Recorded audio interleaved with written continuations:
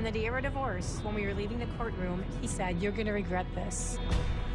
She finally had had enough, and she finally left. But he couldn't accept that, and he was going to make her pay for it. The date that he tried to kill me was the exact anniversary of our divorce. Amanda! I've never met anybody like that before. You look in his eyes, and I see nothing. He is just a cold-hearted animal. I think he thought she was dead already, but she wasn't. I was terrified, but in that same moment, my survival instincts kicked in, and I just started thinking, how do I control this situation so I don't die here today?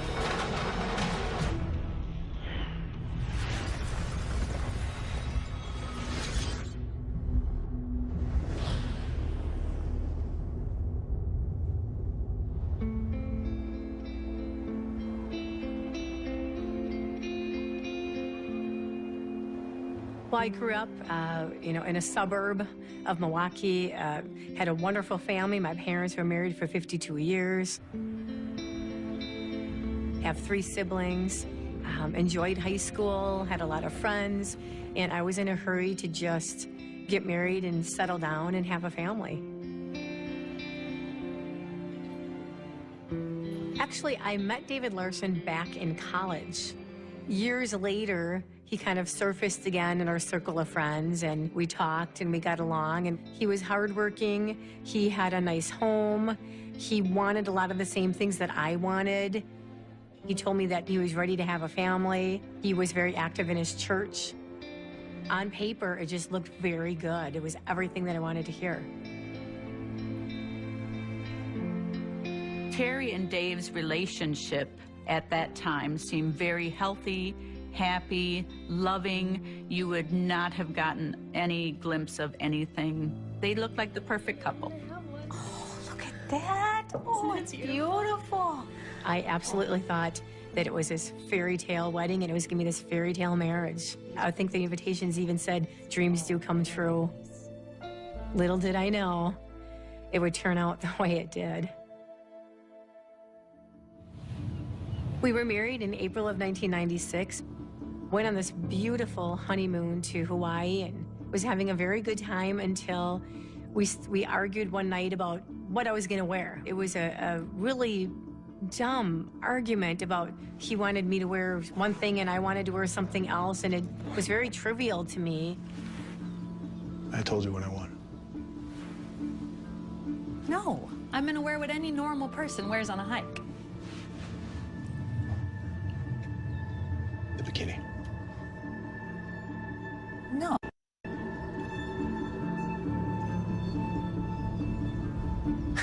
Now, are you coming with me or not?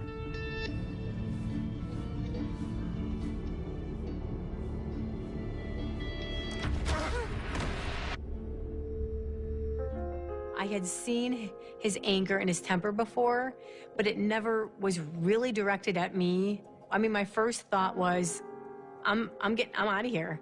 I'm getting on a plane, I'm going back home, I'm not putting up with this. But I felt kind of trapped there. You are bought and paid for. A wife is to obey her husband. You do what I say. It's in the Bible, it's law. He had the tickets, he had, all the credit cards, everything in his name. I felt guilty, like, how could I possibly get married and just a couple weeks later want a divorce or want to be separated? That would make me look like a fool.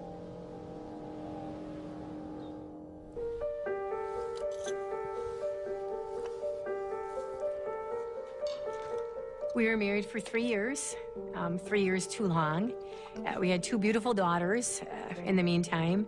And when my second daughter was about 2 months old, I left because I knew that that's not the life that I wanted for them.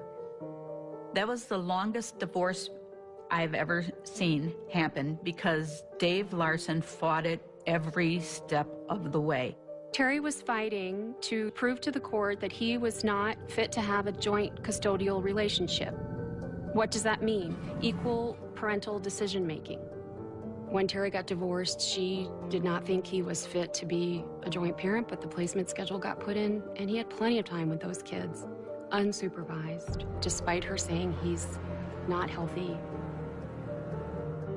After I left David in 1999, a couple months after that, I had joined a professional choir. I met some really wonderful people, and one of those people was Nick. She explained about her ex-husband, David Larson, very controlling and wasn't right.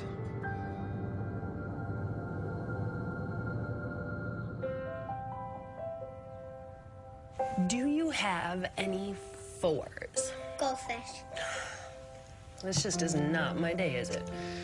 I was married to Nick in October 2003. We decided that, we're a good team and we would make good parents, and I was looking for a good, positive male role model for my daughters. The sleeping angel is awake. Good morning, sweetheart. Come here. I want waffles for breakfast. Waffles? Coming right up. Coffee? Yes, thank you. And the night of January 30th, 2004, we had gone out and bought a pregnancy test, and it was positive. And we were elated about this, and the girls had an inkling that they were going to have probably a little brother or sister, and they were all excited for it, and I couldn't wait to tell them that. They don't fair. They have 3 sevens.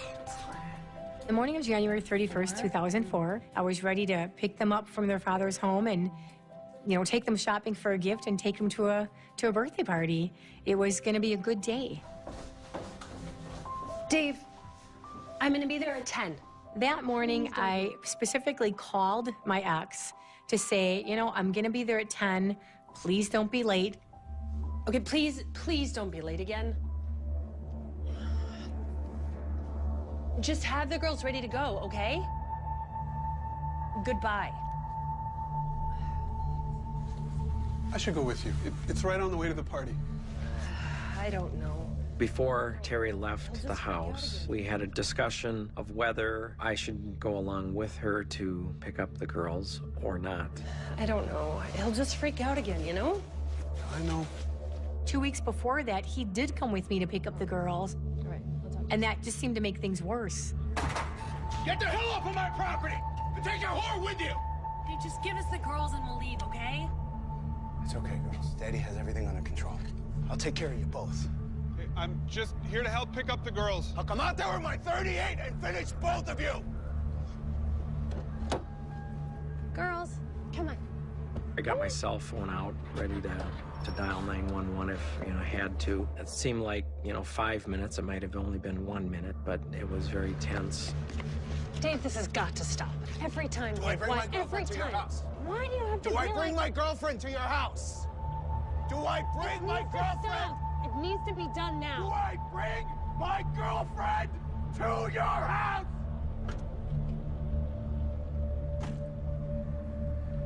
So it was this big ordeal. So I told him that morning, I'm like, just don't even go, Nick. It's just gonna make things worse.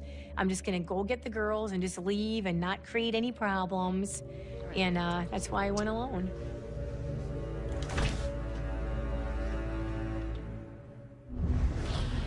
Coming up. You said I was abusive. Well, now you're really gonna see how abusive I can be.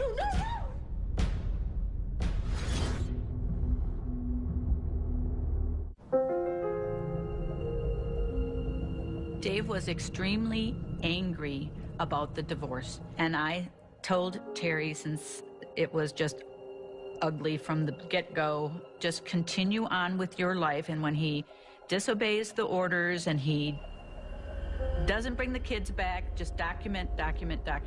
But I told Terry, you need to watch your back. He is that angry, Terry, and I am afraid for you.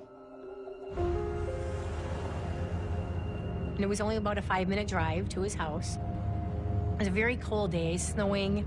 I think I remember it was like 17 degrees. Very cold Wisconsin winter day.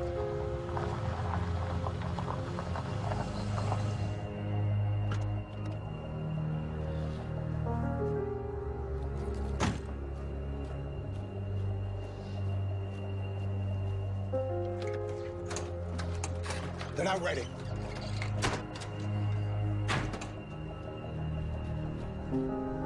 I was aggravated, so I just walked back to my car and I turned on the radio and I'm waiting and waiting, 5, 10 minutes go by. So I walked back up to the door and I said, I really need to get going now.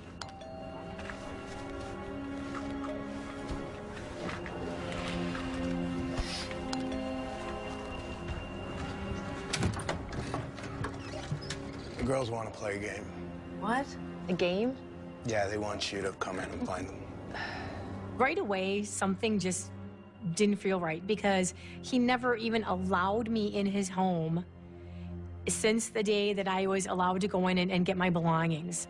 I mean, it had been 5 years since the day that I actually walked out and left him. And something just seemed weird, like, why would he let me in?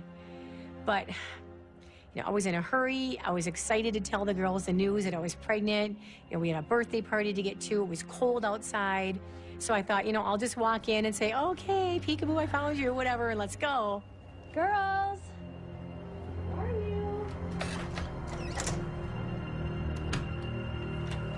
Girls! Hello?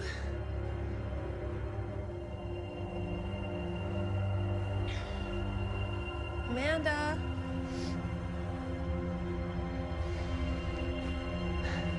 Holly? Where are you hiding? Hey, Holly? Amanda?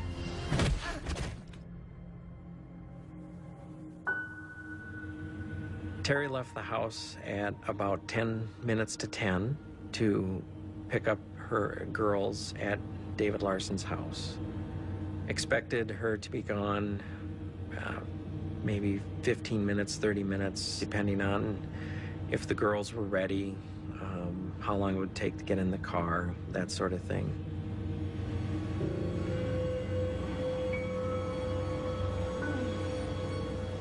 When I came to, I was on my stomach, and the first thing I saw was a wooden black Louisville Slugger baseball bat. And he had it, he was holding it, and it was kind of above my head. And at that moment, I knew, after all these years of abuse, all these years of trying to get away from him, divorcing him, leaving him, he's really going to extremes. I mean, he's really bent on killing me. Shut up.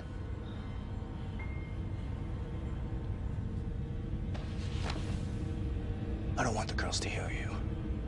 At that moment, it just seems strange to me that he has the girls in the house. I mean, you're planning to kill somebody, and the girls are in the house? You are not taking my girls away from me. And I'm not going to jail. Those two girls were in the bedroom just playing, unknowing that their mother is just being beaten by their father. You said I was abusive. Well, now you're really gonna see how abusive I can be. No.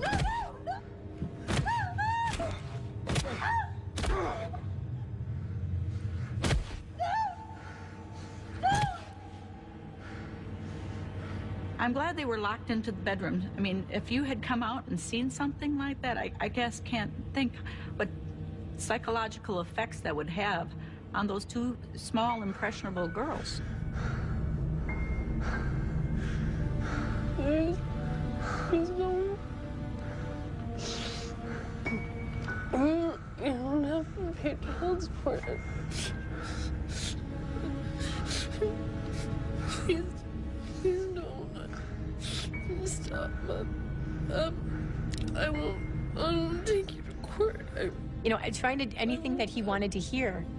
He just looked at me and said, well, yeah, and, kept hitting me.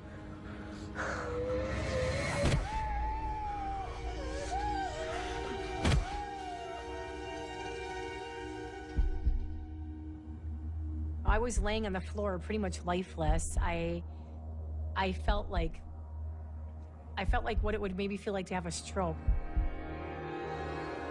My body was just like numb. Like I could hardly move it. I wasn't in control of it. Stop breathing.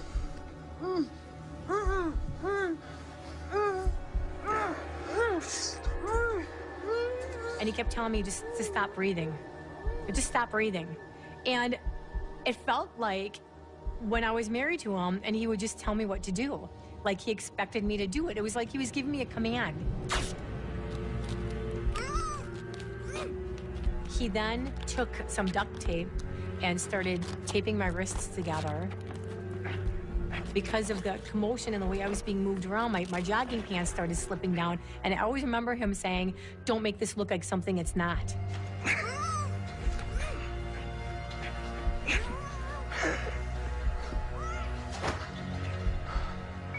Why'd you make those come off? Don't make this look like something it's not.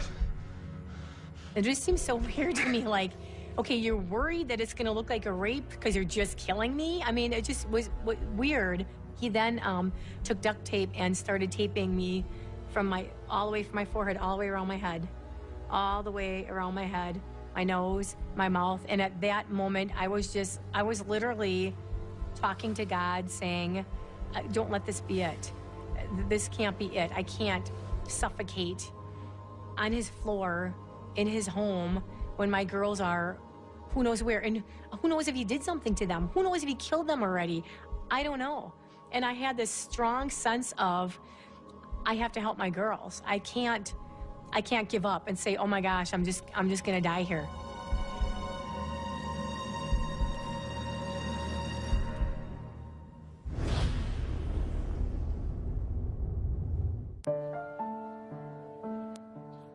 Before we were married, he treated me really well. He treated me like I was something very special, but I saw things that he did to other people that didn't sit well with me. I remember the very first time that I just got that gut feeling that this is not right.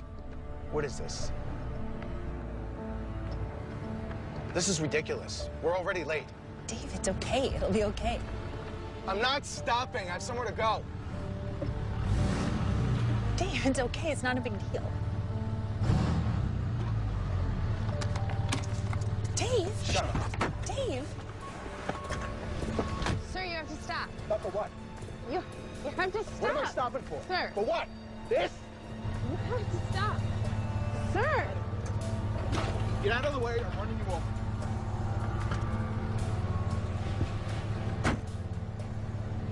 Oh my God, Dave. Shut up.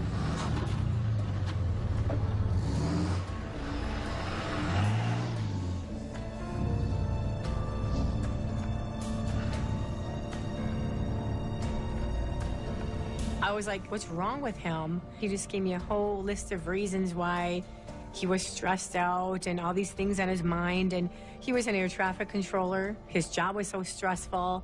And so I just dismissed it as, you know, he's just having a bad day. He would never do anything like that to me. I'm special to him.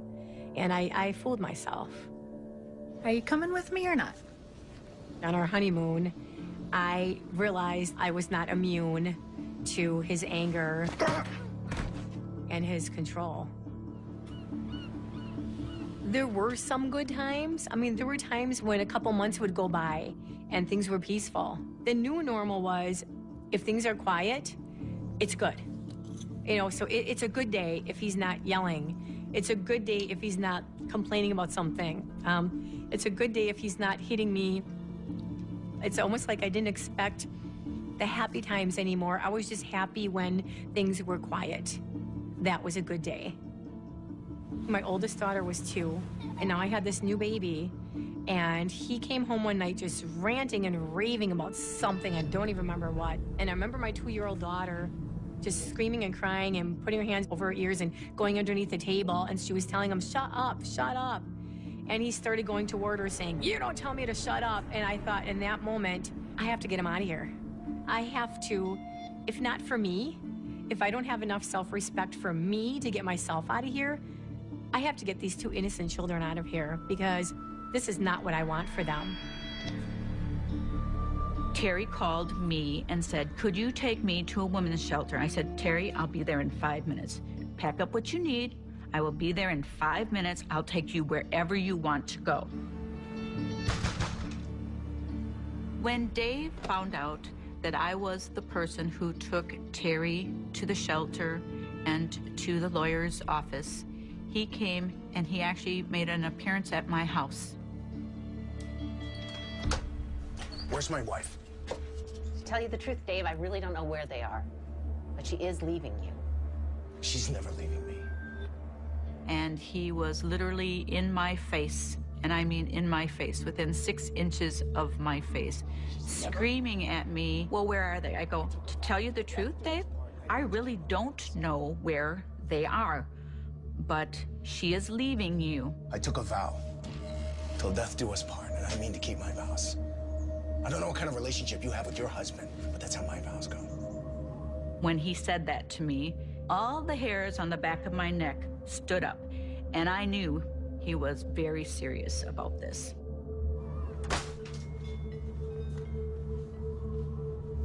When I left my home that morning, I thought I'd be gone for maybe 15 minutes, and I ended up being gone for a lot longer than that.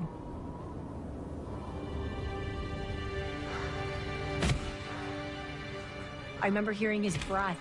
You know, he was getting tired. I mean, it was almost like he just was putting so much into it, and his breathing was just so hard that I remember thinking, oh my God, I just hope he just falls over and has a heart attack right now. The duct tape was put on in a way where I was still getting some air. And then I heard some scooting around. He was taking me and like pushing me into this Rubbermaid garbage barrel. And again, it was amazing because I even thought to myself, after being hit on the head so many times, I can't believe I'm thinking. I mean, this is weird that I'm still thinking and I have my wits about me, and I was going in head first. And I remember using all the strength I could just to turn my body around, because I thought, if I'm in here head first and he puts the garbage can up, I'm gonna be upside down. I'm not gonna make it. He then took the garbage can, and I knew we were going outside because I could hear the door open. I felt the cold.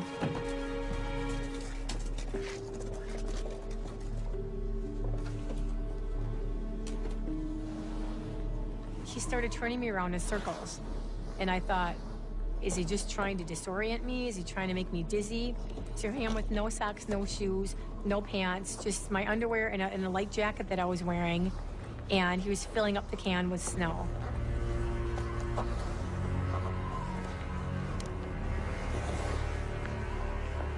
I even remember at one point when he was putting me up in the back of the truck saying, I'm cold. And he said, I know. He then hoisted the can up to the back of his truck, and I could feel that that's what he was doing and hear that that's what he was doing. And then I felt just a whole bunch of bumping and bumping.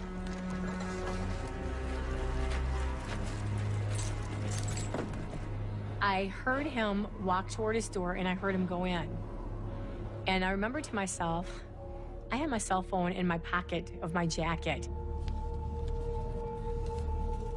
Thank God. Because I reached for my phone, and even though my hands were duct tape, I could get in and get my phone, and my face was duct tape, but I had the old phone at the time where the numbers were raised, so I could feel where the numbers were, and I dialed 911.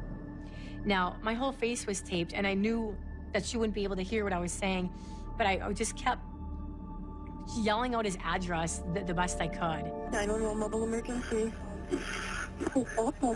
Where's your emergency?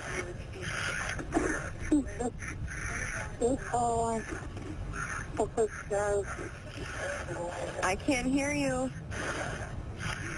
26841 Oak Ridge Drive. And they got it. They understood. And I remember her saying, are you having trouble breathing? And I was just like, you know? A few minutes later, I heard squad cars and rescue sirens, but we were on the road. And what I think happened is they just passed us right up. We just passed each other.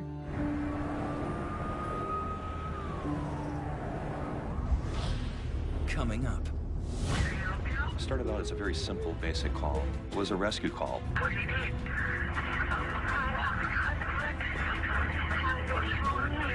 We started talking to the neighbors. We recognized quickly that this was not a typical rescue call.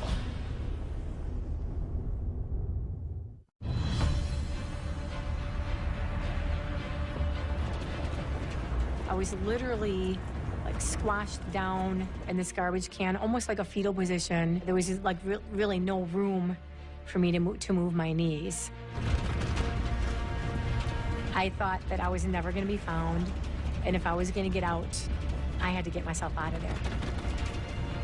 What kept me alive was my daughters, and knowing that I had to fight to stay here to save them from whatever was going to transpire next, to save them the hurt and the trauma of losing their mom at such a young age. That's the fire that kept me going.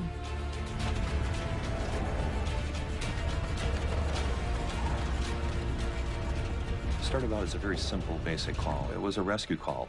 The rescue call was for a woman in distress. The home was locked up, and there was no one there. Naturally, deputies were very concerned that the person may not have the energy or strength or the physical ability to unlock the door for us, so they literally kicked the door down, looking for a human being, somebody who was having problems breathing. To no avail. We couldn't find this person. We started talking to the neighbors. We recognized quickly that this was not a typical rescue call. The neighbors started to tell us that this is actually the home of David Larson, and that his ex-wife arrived to pick up the children, and that they noticed that Larson had towed Terry's vehicle away. The deputies are really starting to think to themselves, we have something much larger here.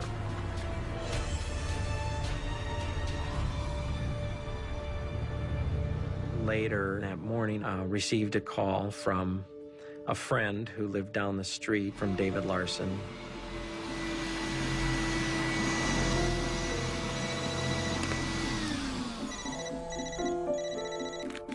Hello?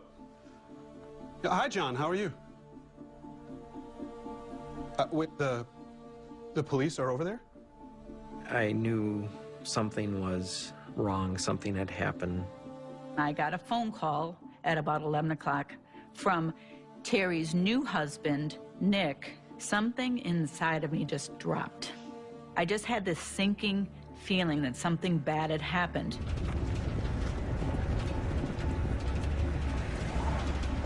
While I was in the garbage can, and after I called 911, sometime after I dialed 911, I called my new husband, Nick. Hello? Terry? Nick?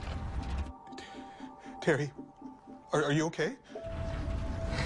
He's trying to kill me, Nick. He's really... He's trying to kill me. Terry, can you tell me where you are? No, I can't really see it. There's a tarp. A tarp? Terry, it sounds like you're driving. Are you driving? Yes, I think so.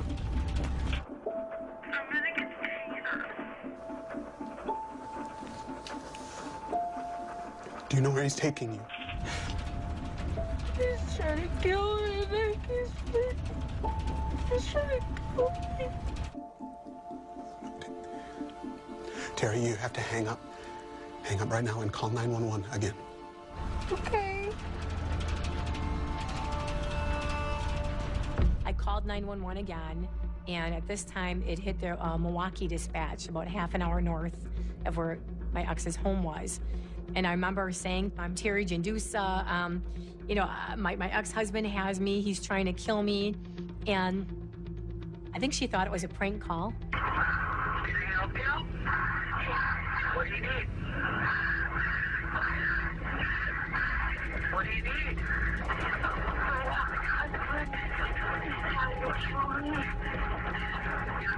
Trying to kill you? Where are you? God, we look back. God, where are you? Oh, stop, no. What's your name? Terry Gendusa. I can't understand you. What's your name? Terry Gendusa.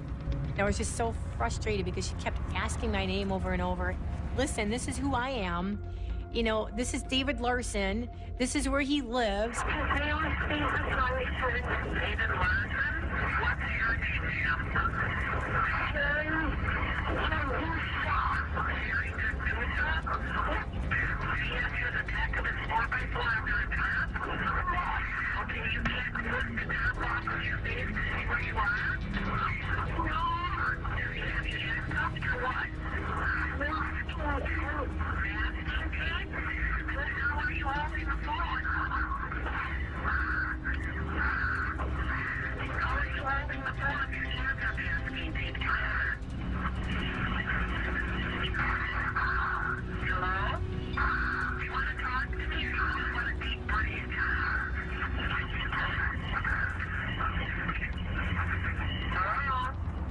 I think I just started blacking out, and I must have been breathing on the phone, and I remember her saying, "Are you just gonna deep breathe, or are you gonna talk to me?" And I think I blacked out after that because I don't remember anything after that.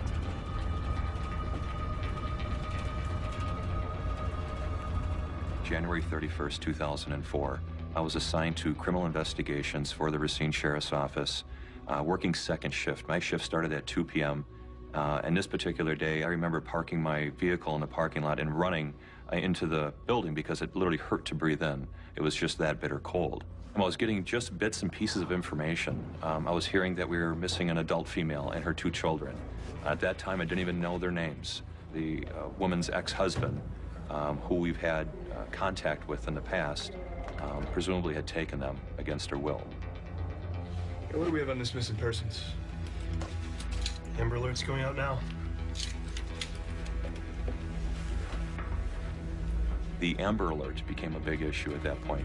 This is a vehicle that we're looking for. This is a description of the woman named Terry Gendusa.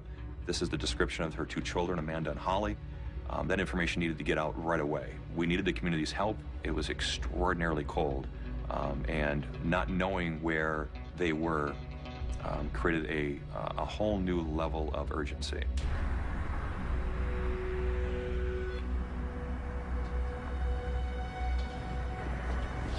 Coming up. Mom didn't show up because she doesn't care about you. Terry is nowhere to be found. The children are nowhere to be found. It's freezing outside. What did he do with them? My worst fears have come true.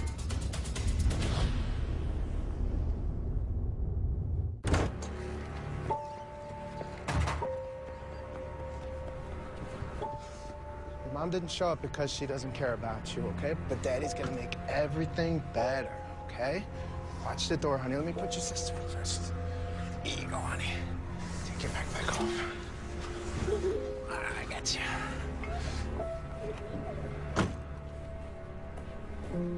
The kids were so young, and I was asked, well, has he abused them? And my answer was not yet. But because I couldn't prove past abuse on this 6-month-old and then the 2.5-year-old, they just gave joint custody. So I still had this connection with him that I could never break free from. So we were always together twice a week doing exchanges of the children where he would scream and yell and swear. There was one time when he punched me in the face, and I called the police. They came and took pictures. They did, this wonderful report, sent it into the DA, and the DA just decided not to charge because he didn't think he had enough evidence. So it was things like this that just went on and on and on that nothing was done about. And I truly believe that that's what gave him the gall to think that he could escalate his behavior and get away with something like murder. She was afraid of him. She had tried unsuccessfully to get him served with papers. She finally got the restraining order. January 22nd. January 31st, he tried to kill her.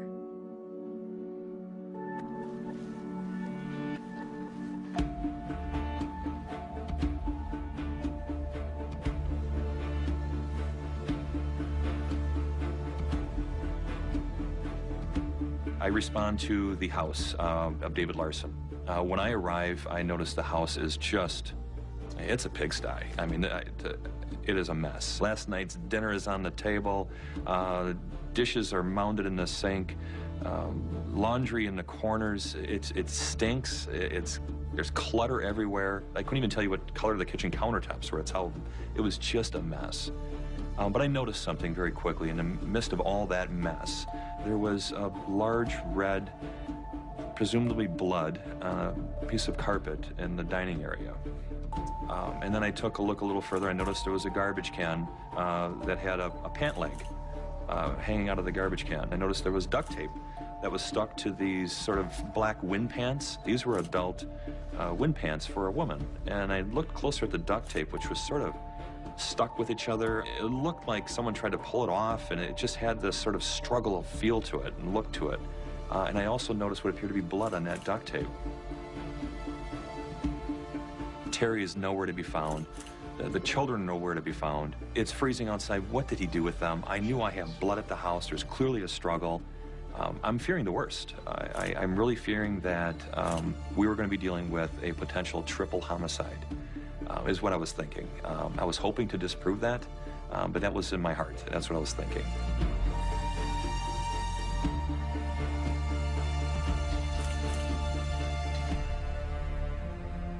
We sat down with the sheriff, and they asked me, well, where do you think Dave would have gone? He works at an airport in Illinois. He might have gone there.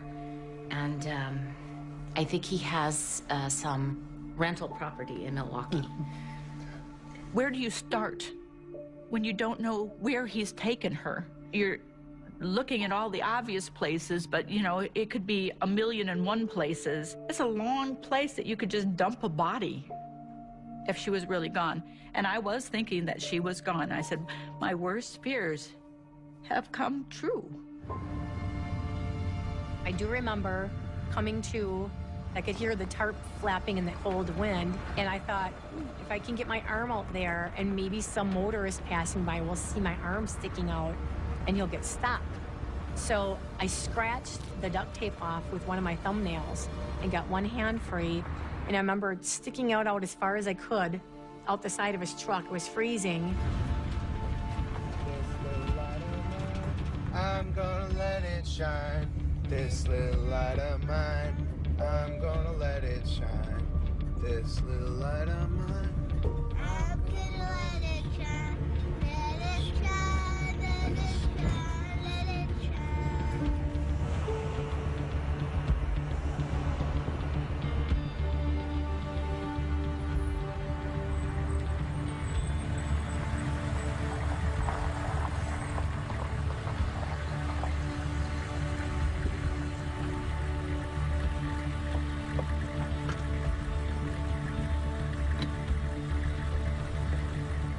His truck stopped, and he came back there, hit me with the bat, and he said, one more stunt like that, I'll get out my .38.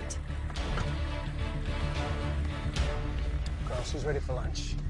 Yay, let's go, honey. I knew he had guns, and I thought, at least I'm still alive. I still have a chance, so I better just stop because I'll be shot and then it'll be all over with.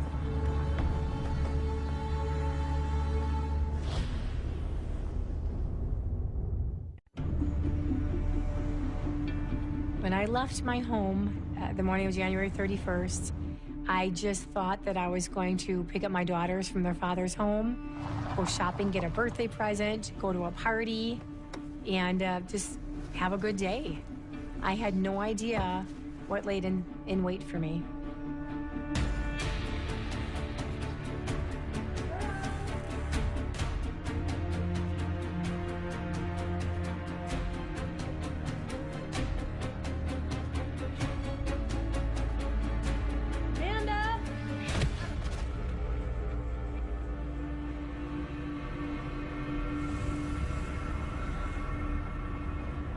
When I was in the garbage can, I was thinking to myself, you know, what is he going to do with me? Is he going to take the garbage can and drop it in Lake Michigan? What are his plans? What is he going to leave me in a forest preserve? And then what's he going to do with our daughters? And I knew instinctively that he did have something planned because he had told me years before, when we were divorced, I was going to regret this. I was going to regret the divorce. Whether it's months from now or years from now, you'll regret this.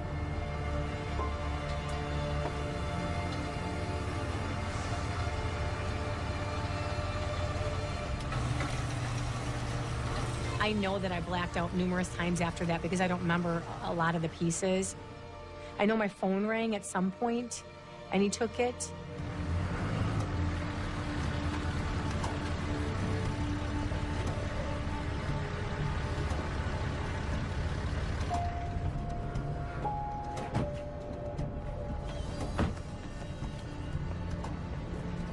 Girls, front of the truck.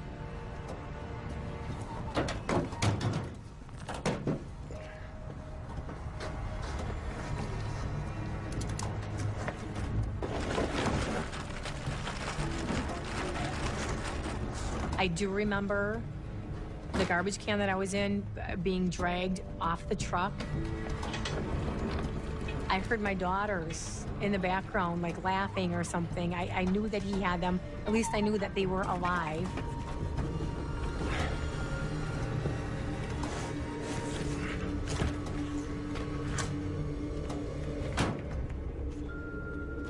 I thought maybe it was a hangar at the airport because he was an air traffic controller. But I just heard boxes and crates and things being scooted around the floor. He didn't say anything. I didn't say anything. I wanted him to think that I was dead.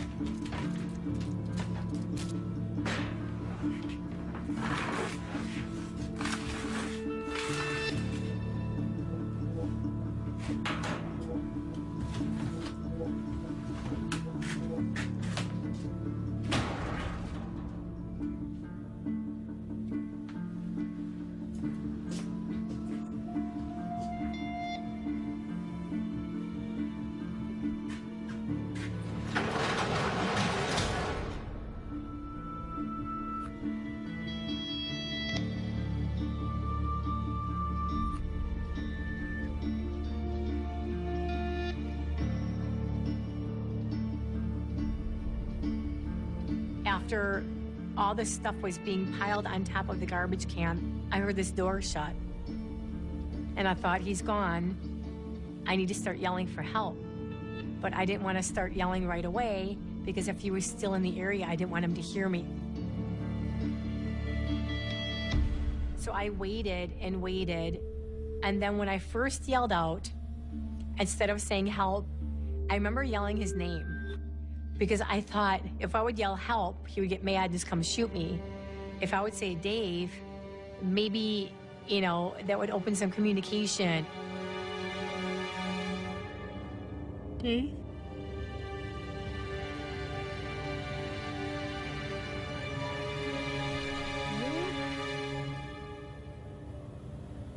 And when I yelled out his name a few times and I didn't hear anything, that's when I just started screaming. Help me! Help! Help somebody! Help me! Help! Help! Help me! Somebody help me! We put out an attempt to locate for Terry's vehicle. Milwaukee Police Department found her vehicle next to or near David Larson's rental properties. So our search began in Milwaukee, and I'm thinking to myself that she's going to be in Milwaukee someplace. He put her vehicle there, that maybe Terry and the children are in one of these rental properties. I need you knocking on all these doors, find out if anybody saw anything at all. So with the assistance of the Milwaukee Police Department, we went there and we started knocking on doors and literally kicking down doors, trying to find Terry and Amanda and Holly. When I went over by Nick,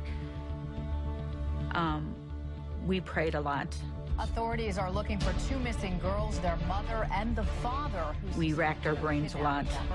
We just kept thinking and thinking and praying and thinking. And a lot of people are calling because, okay, now this Amber Alert had gone out. We sat around with the sheriff. What can we do? I said, start praying. It's all you can do. Start praying that she's going to be okay. Leads searching for the Wisconsin man who reportedly abducted his ex-wife and 2 kids. Racine County Sheriff's deputies are searching for... It seemed like 3 years that I was trapped in that garbage can. I felt like there was something compressing the can that I was in because the can seemed like to be getting smaller and smaller because as my head was swelling. I was doing everything I could to try to get the lid off that garbage can, but what I didn't know is that he had it duct taped shut. He had boxes on top. He had a 2x4 running across the top.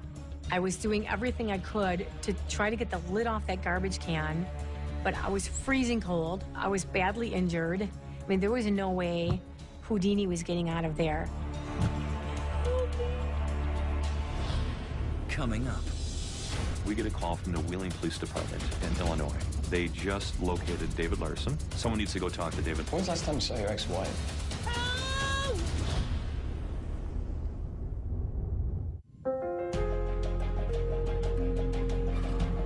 On the day of our divorce, he came up to me when we were leaving the courtroom and said, "You're going to regret this. Whether it's months from now or years from now, you'll regret this." And I just looked at him and said, "The only thing I regret is marrying you." And I walked off. But when I was in the garbage can, I remembered that. So I knew instinctively it wasn't just something at the spur of the moment. He had a plan. All we found was her vehicle with some identification, and that was it. While we're learning about this vehicle and we're kicking down doors in Milwaukee looking frantically for them, we get a call from the Wheeling Police Department in Illinois. They indicated that they just located David Larson in his pickup truck when he pulled into the parking lot at the airport in Wheeling, where he is an air traffic controller. Terry is nowhere to be found. The children are nowhere to be found. It's freezing outside. What did he do with them? I knew I had blood at the house. There's clearly a struggle. I'm fearing the worst. Someone needs to go talk to David Larson. I was dispatched there along with a fellow coworker of mine, a criminal investigator named Tom Knaus.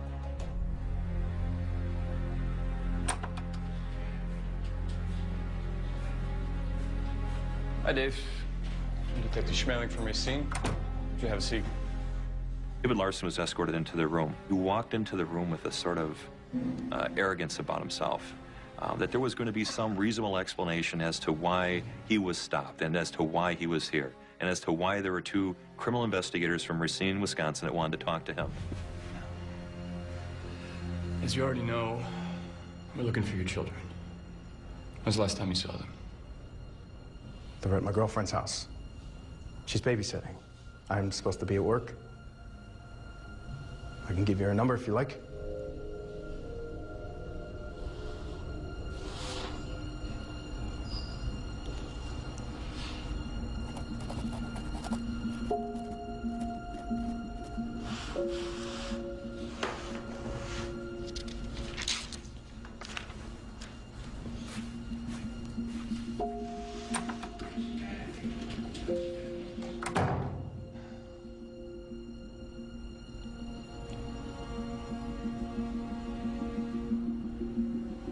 When's the last time you saw your ex-wife?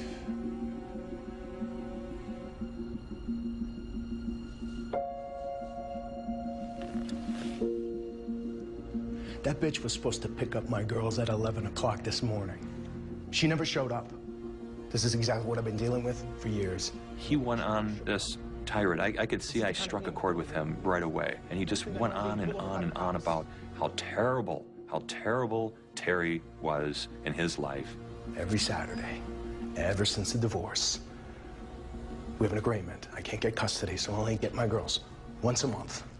I get them late Friday, and then she comes by on Saturday, so I don't want to let them go. I don't want to just let them walk out the door and she breaks my balls over it.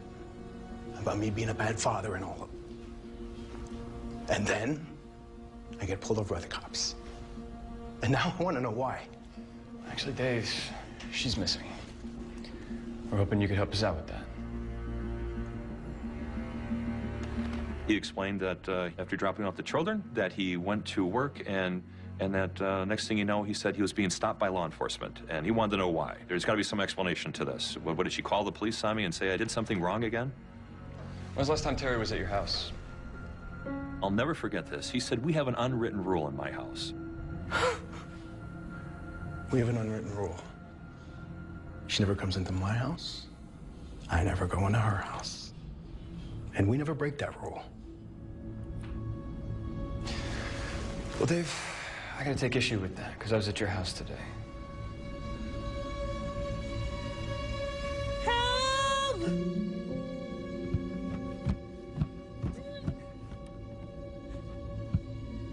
Help me! I didn't know if it was night or day. It was just pitch dark. My eyes were starting to swell shut. I started getting some of the tape off my face, but it hurt. I couldn't get it all off. Just screaming and bleeding and frozen and just praying to God that somebody would find me. And at this point, I had no phone, no means to get a hold of anyone. They couldn't trace where I was. And I really thought that this frozen garbage can was going to be my grave.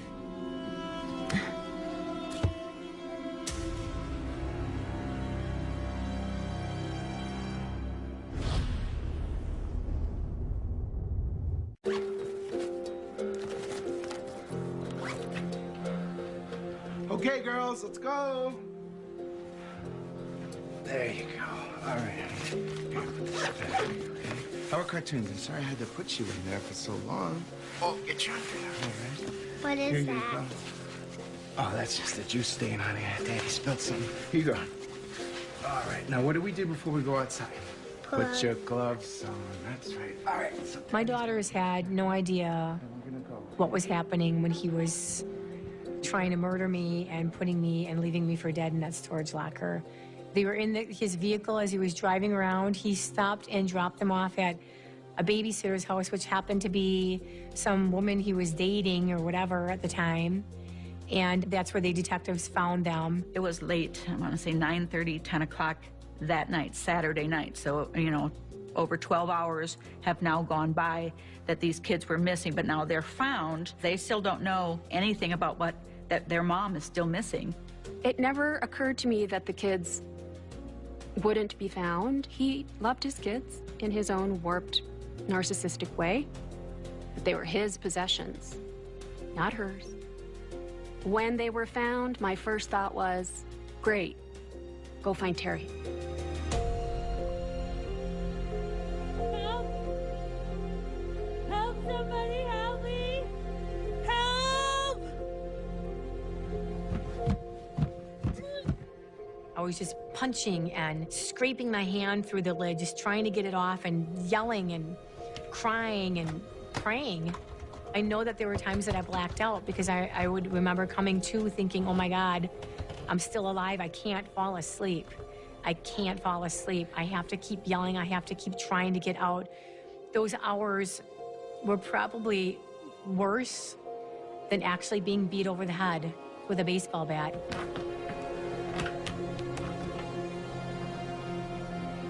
We have an unwritten rule. She never comes into my house. I never go into her house. And we never break that rule. Well, Dave, I gotta take issue with that, because I was at your house today. When I was there, I saw a sizable pool of blood in your carpet. Was there a fight or something between you, or did you cut yourself, you and another person?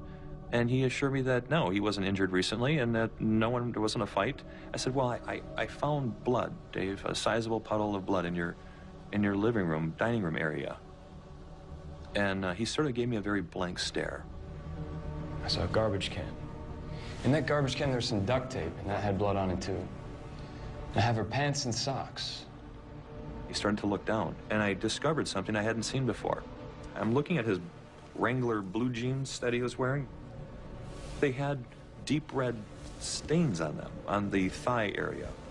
And I looked down, I was rather shocked, and I said, and in fact, you have Terry's blood on your pants. And at that point, he started to rub his thighs, as almost if he was trying to rub it away. He'd just gotten caught. He didn't know what to say. Dave, look. If she came into your house and you defended yourself and maybe you overreacted a little bit, now's the time to tell me that.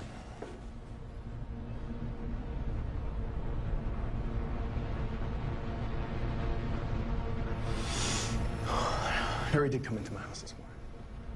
He said he was busy putting the homework for Amanda and Holly in their backpacks. He said he looked up, and there Terry was standing over him with a hammer raised in her hand, and her pants were around her ankles. Out of fear of being assaulted, he told me he grabbed a baseball bat that just happened to be in the dining room area, and out of fear for his own safety, he swung the bat and struck Terry in the head. And at that point, he said that she had fallen down and that he remembers grabbing duct tape, but he doesn't know why. I don't know. I remember grabbing duct tape. Where is she, Dave?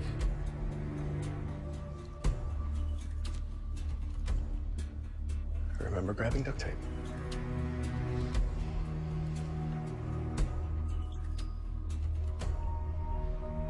We know the girls are safe.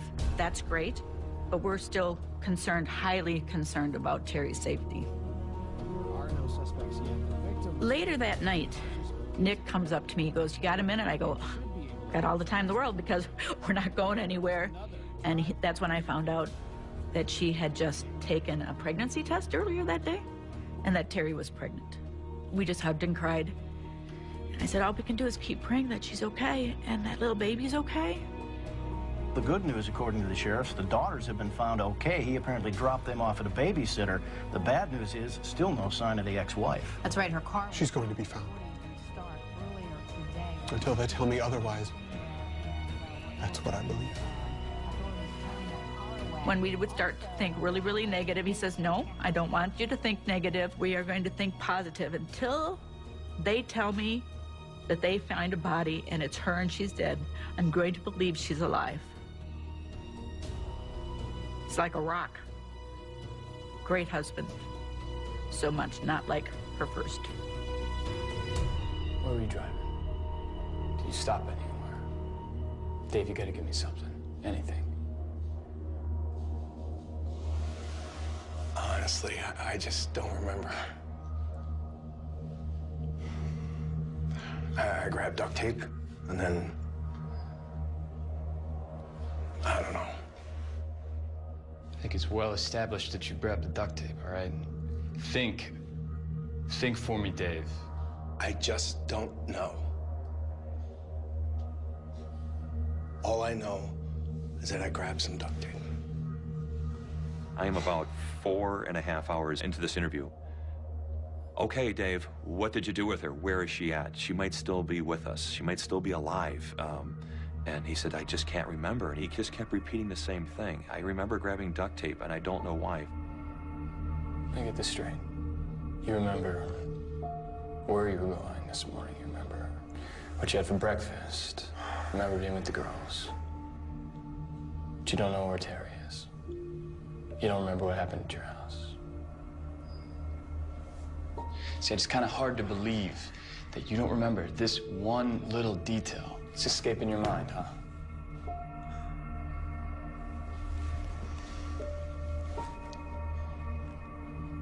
I said, Dave, listen, you told me what you had for breakfast. You told me about the phone calls you made today. You told me that she wasn't there at 11 o'clock, which, by the way, we had squads there at 11 o'clock in the morning for a 911 call. And he looked at me rather surprised. I said, yeah, that's right. I said, Terry called 911.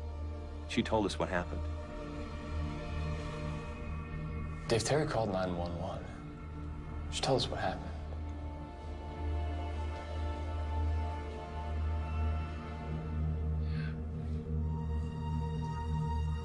If she's still alive, you need to tell me where she is.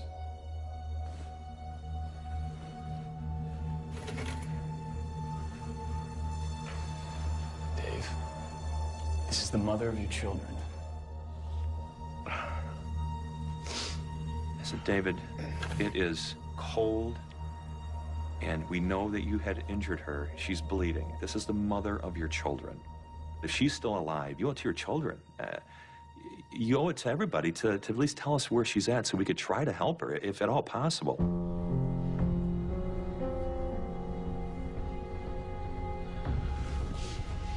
I'm tired. I want to take a nap. He's holding a human being's life in a balance, and there's nothing I can do. It angered me. I just wanted to reach in him and pull out this information. But the legalities call for, when someone's under arrest, that if they ask for a break in the interrogation, I have to give it to them. Coming up. Call 911 right now.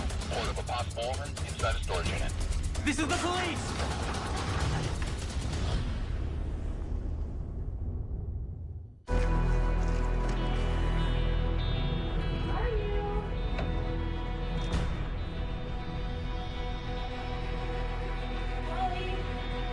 Where are you hiding?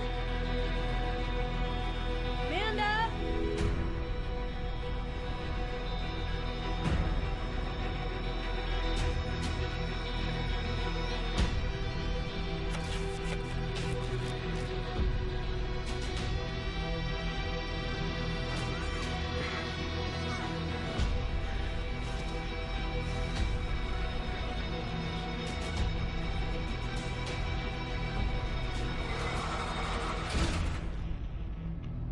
It was like something from a horror movie. I mean, who takes a human being and locks them in a storage unit to die? It was unbelievable. He definitely left me to die there.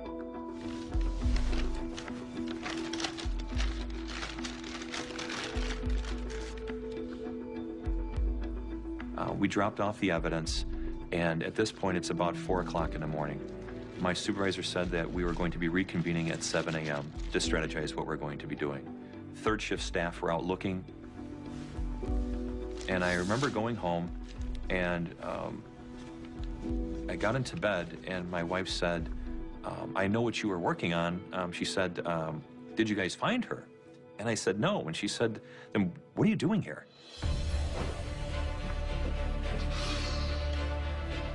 I couldn't sleep, and I took a quick shower. I got back in, and I started going through the evidence and just started seeing if there's something I missed here, and bouncing ideas off of the other law enforcement officers in the room and we're sort of strategizing. If you were Dave, given the facts, what do you think he did? Hey, if Larson will still talk, go talk to him. I will. I'm just gonna go through his wallet first. I'll look through his wallet. You just go.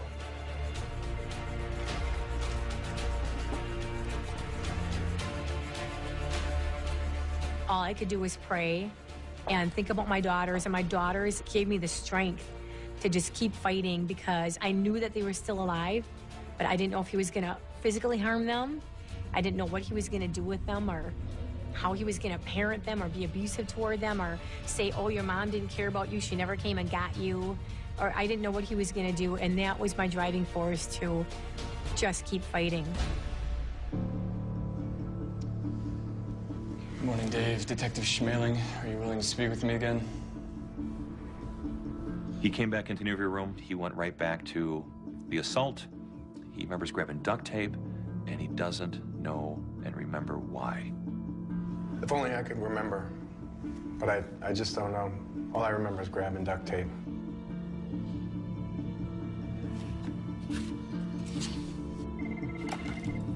The investigator who had Dave Larson's wallet, he said, listen, I went through that wallet, and unbeknownst to me, there was a business card in there for a storage facility. He goes, yeah, and I thought to myself, you know, Why would a guy who lives in Wind Lake, Wisconsin, have a storage facility in Wheeling, Illinois? It just didn't make sense to me.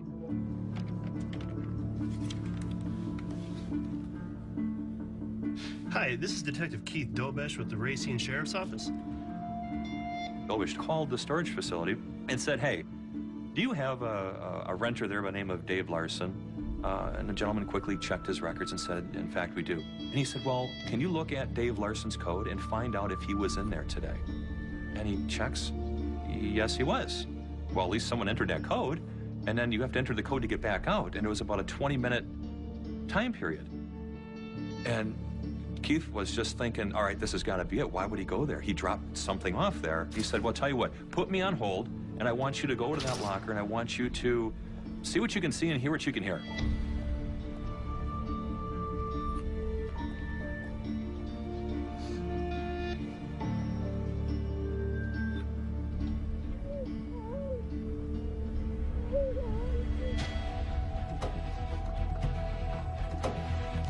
Dobesh is sitting on the other end of the phone, just patiently waiting and waiting and waiting, and finally the guy comes back with a very urgent voice and said, listen, there's some faint cries for help in there. It sounds like someone's crying in there. Hang up and call 911 right now. Come on, Dave. At the very least, she deserves a proper burial. All I remember is grabbing duct tape.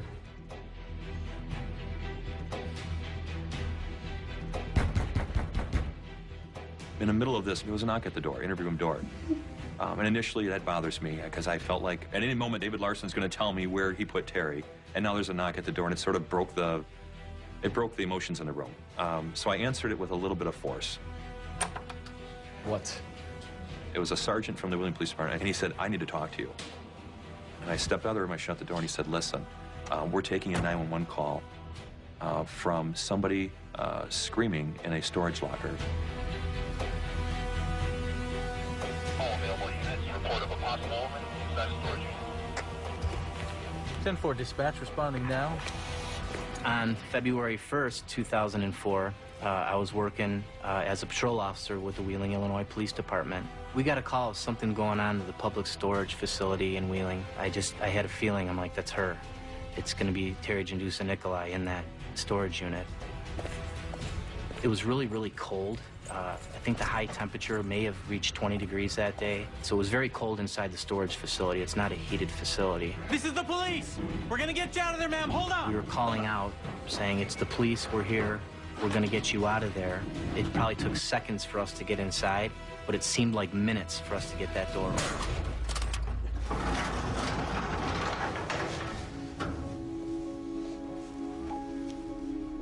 Hello? Ma'am, where are you? We walked inside the storage unit, and we didn't see anybody. So I was shocked, because we expected to see a person in there from what we heard and what the employee heard of this woman's voice. So initially I thought, you know what, maybe we're in the wrong storage unit. Hello, ma'am. Where are you? I finally heard somebody coming in the door, and I got very anxious, like, oh my God, he's back. He's gonna see that I'm not dead yet. He's just gonna shoot me. So I was very quiet. Ma'am, where are you? We continued to call out, you know, we're here, it's the police, where are you? And at that point, my sergeant had noticed this garbage can in the corner and said, she's in there. So we removed the plastic containers in the box from on top of the garbage can. My sergeant opened up the lid on the garbage can. I looked in, and then there she was. I had seen photographs of her before, and the condition she was in inside of that garbage can, you couldn't tell who she was.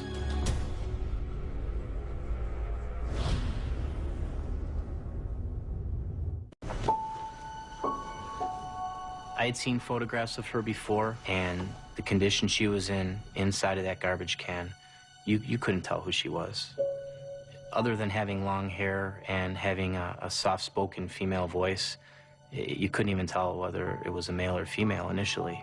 You just saw this person's swollen face, swollen eyes, completely shut, just severely beaten, blood. You couldn't tell who she was.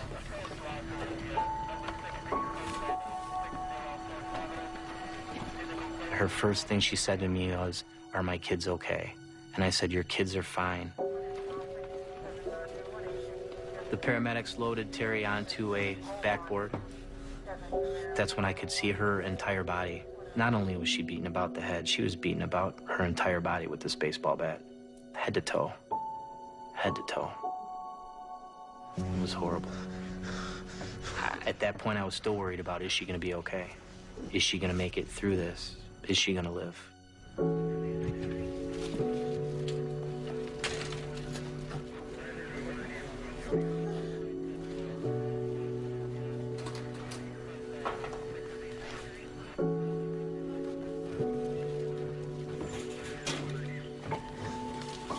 Next to the entrance door, I saw a two-tone baseball bat.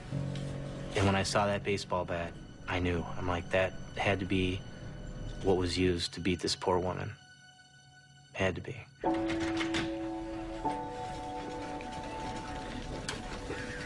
I can't imagine why somebody would do this to another human being. Something that you never forget. Something that'll stay in your mind for the rest of your life. That's for sure.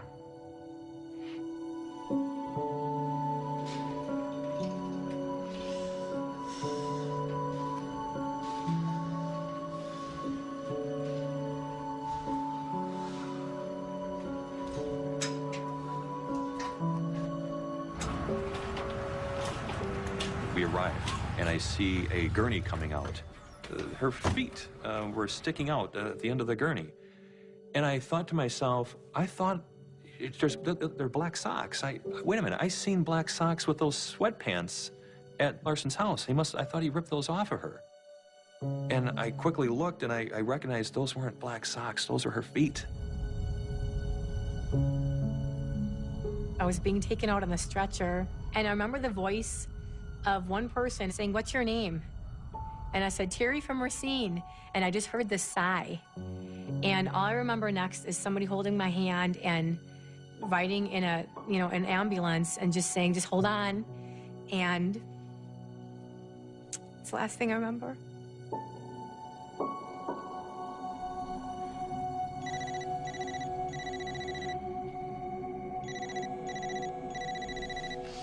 Hello, Nick's phone.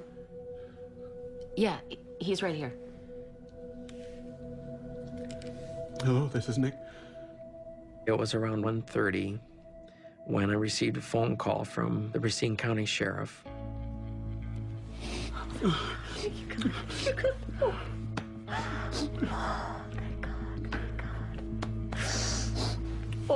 So they brought me back to the Wheeling Police Department. And I'm on cloud nine that we found her. I walk into the room door. He had sort of a troubled look to his face, like I had some news for him. And I looked at him, and I said, "You can relax, Dave." I said, "We found her." I don't know what you're talking about. I'll show you, Dave. And the best part, she's alive, so she can testify. I don't know what you're talking about.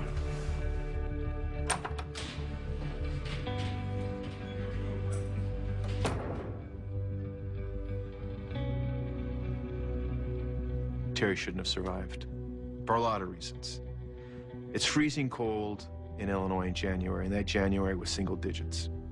She was beaten nearly to death with a baseball bat, and she survived because she had the presence of mind while she was being beaten to play dead.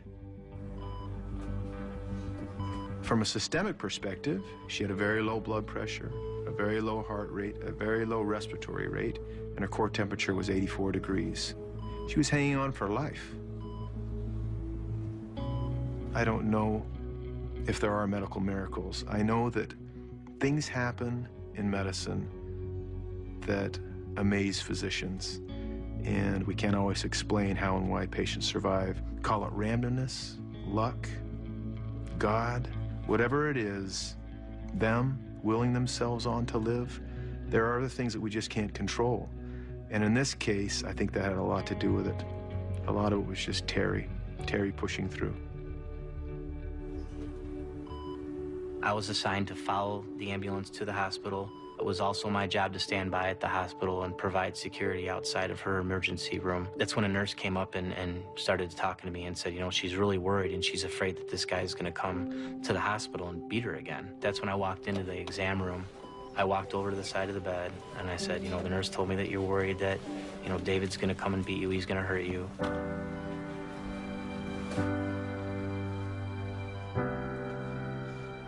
Terry, your kids are okay.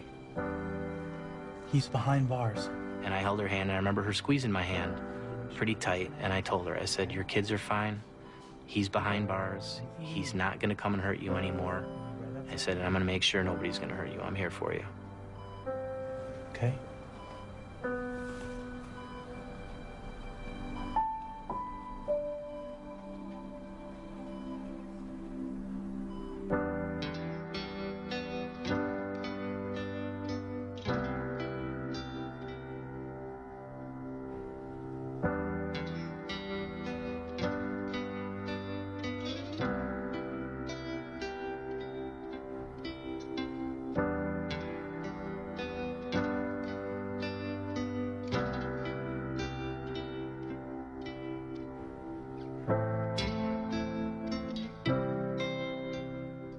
After talking with the doctor, I was escorted in to see Terry. What I saw shocked me. I knew that she had gone through something horrible. I knew that she would have sustained injuries, but I had no idea the shape that she was in. I woke up in the hospital, and I woke up to a nurse saying, I have to cut your hair, okay? And at that point, it just seemed almost comical to me that you're worried about, who cares about my hair? Are you kidding me? You're like asking me if you can cut my hair like it matters?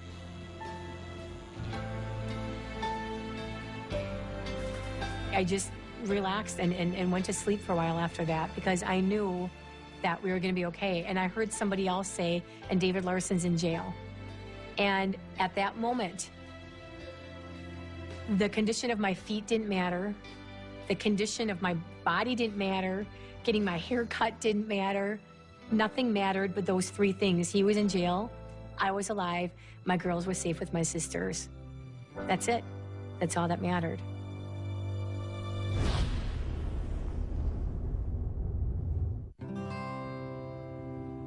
Do you have any 8s? How does she keep winning? Just lucky, I guess. Life is a gift, and life is a gift that I think we take for granted on a daily basis. And we don't really have that thankfulness and that gratefulness in our hearts that we should. We need to step back and say, you know, I am grateful just to have this day. I am grateful to have my children. I am grateful to have my family and my friends and treat them as such. Because it can all be gone in an instant. I believe that I helped myself survive. I made myself stay awake. I did everything that I could do. Amanda! Like going in feet first instead of head first in the garbage can, or continuing to try to claw my way out of the garbage can. I never just sat and said, oh, well, I guess I'm done for. This is over. I fought and fought until the very last moment when I was finally rescued. My legs from my knees down and my arms were absolutely frostbit. My toes were frostbitten so badly that I have them all amputated. They were just beyond repair. I actually don't even feel like I walk with a limp. I walk and I get places, and that's what's important. When I was in the hospital, there was a pen mark drawn on my right arm where they really thought that they would have to amputate because my arm and my hand was just so frostbitten. They didn't think that it was going to come back. We always wait to see what tissue will survive and which will not survive. We never early on amputate anything because sometimes what looks really bad day one looks pretty good a week later. The doctors in charge said, just wait. You know, she's young, She's healthy. Just wait. And thank God, because it all came back. I lost the baby that I was carrying. My daughters had a hard time with that. David Larson didn't just do it to me. He did it to my daughters. He did it to my parents, my sisters, my family, and my friends. He affected all of us by his actions.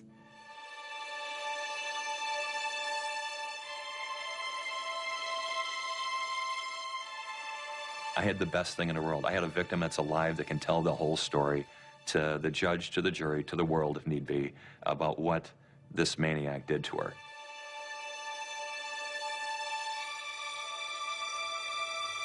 He tried using the amnesia claim in court, and it didn't work. It didn't go over very well. He knows what he did. He just doesn't want to face what he did. Someday, he'll meet his maker, and they'll have some talking to do.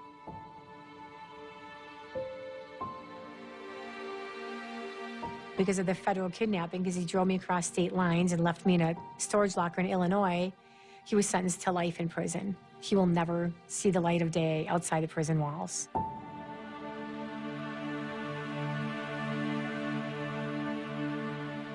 Actually, in 2010, he tried escaping, and he is now serving time in a super maximum security prison, and he's going to be there until he can prove that he's worthy enough to go back into the regular maximum security prison in Wisconsin.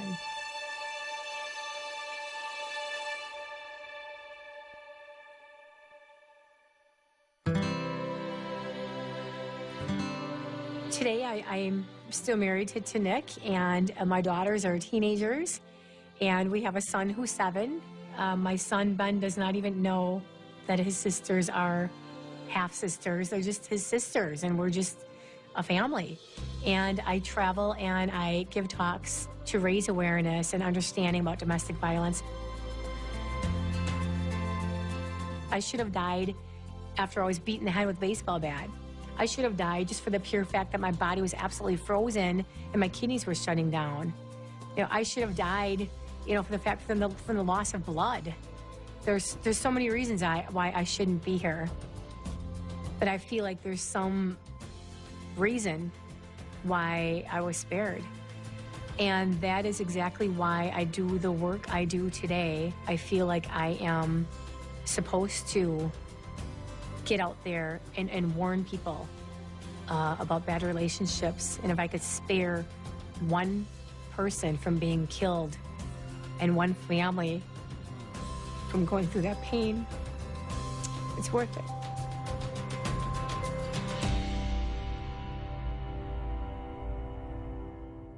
Ryan Phillippe and Juliette Lewis in Secrets and Lies, new tomorrow at 9/8 Central. Out of my peripheral vision, I see these guys, they start putting ski masks on. Next time on In an Instant. Sit down! Hurry up!